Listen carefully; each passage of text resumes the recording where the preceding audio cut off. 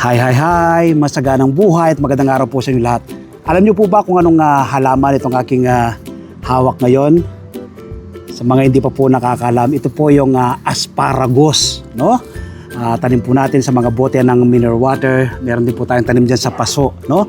Ito po may 2 years na. So matagal po na siyang hinaharbesan. Kapag naitanim mo ito at napatubo mo, tuloy-tuloy po siya, usbong siya ng usbong. Hanggat buhay po yan, patuloy po siyang maglalabas ng panibagong usbong. Ang inaharvest po rito, ito po yung kanyang usbong na ito, no? Alam niyo po ba yung kawayan? Di pa ba kinakain natin yung labong?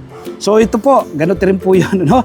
Kapag hindi mo siya inharvest, gugulang siya, so magiging malaki sanga. Ito po, kagaya po nito, yan, magiging malaking sanga siya, no? Magkakaroon yan ng daon, tapos kapag matanda na, magkakaroon ng flower at bunga. So yun po yung pinapropagate. May mabibili po kayong seeds nito sa mga plant nursery, sa Ace Hardware, sa SM Supermarket, Shopwise. Meron po kayong mabibili ng seeds ng asparagus, no? Itinatanim po ito through seeds. Pwede pong ipunla nyo po muna kapag beginners ka pa lamang. Kapag pero biyasa ka na, pwede po siyang direct planting. So ito pong sa akin na ito, ipinunla ko po muna dahil nung una kong itanim to, first time kong magtanim eh. So ngayon ito may 2 years na, no? Usbong siya ng usbong. Nakaraming harvest na ako dito. Tuloy-tuloy po yung ating pag-harvest. Kapag umarvest ka po, ito yung harvest mo. After naman po, mga 5 days to 1 week, meron ka na naman pong ma-harvest na panibagong usbong ng asparagus. So papakita ko po sa inyo yung iba kong mga tanim, na asparagus sa mga bote ng mineral water. So yan po, ito po ninyo, no? Wala kang enough space sa Metro Manila nakatira. Pwede po kayo magtanim sa ganitong pamamaraan. So yan po yung ating harvestin, no? Yan po, yan. Yan, harvestin po natin na yan.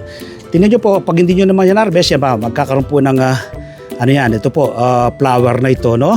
Kapag gumulang po yan, so yun po yung kanyang seeds. Ito, dahil pa pong seeds niya, no? Nagpa-seeds talaga ako. Ayan, mga seeds po yan. Ito, tingnan nyo po yung mga seeds. Yan, no? Ito, mas maraming seeds, oh. So, yan po, no? Ating tanim na asparagus. Ito po sa paso yan. Tapos yung iba nasa mga bote ng mineral water. Napakataas po ng presyo nito sa market, no? Ilang piraso lang po ito pag bumili ka. Napakamahal po. 50 pesos, ilang piraso lang, no? Napaka-healthy nito. Anti-cancer, no? Tapos regulate blood sugar. Ninormalize po niya yung mataas na blood sugar. So ilan po sa kanyang taglay na benefits na yan ng asparagus. Invite ko po kayo, no? This coming Sunday, panoorin po ninyo ang ating TV show na Masaganang Buhay. Napapanood po yan alas 7 hanggang alas 8 ng umaga sa 1PH Signal TV, Channel 1 ng TV5. Napapanood po sa RPTV, YouTube at Facebook. Kapag araw naman po ng Martes, umaga po kayo ng kopya ng Filipino Star ngayon, ano? Meron po akong column dyan. Isinusulat ko po sa aking column ang iba't ibang do-it-yourself tips at iba pang sikreto sa pagsasaka. Sa Facebook page, Facebook profile, TikTok, nagbabahagi rin po tayo ng kaalaman. At siyempre, yung hindi pa po nakasubscribe sa aking YouTube channel ang Bagsak Reporter, mag-subscribe na po kayo. Ang lupa po na pagtatanim ng asparagus, 60% buwag ganggalupa, 20% vermicast rather 20% ay kokopit. Once a week po nagdadagdag ako ng vermicast bilang kanyang pataba.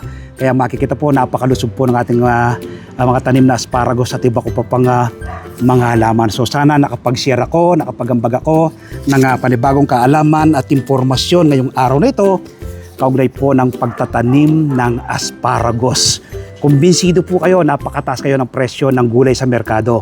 Pero bakit ka pa bibili kung pwede ka namang magtanim? Happy farming po. God bless. Bye-bye.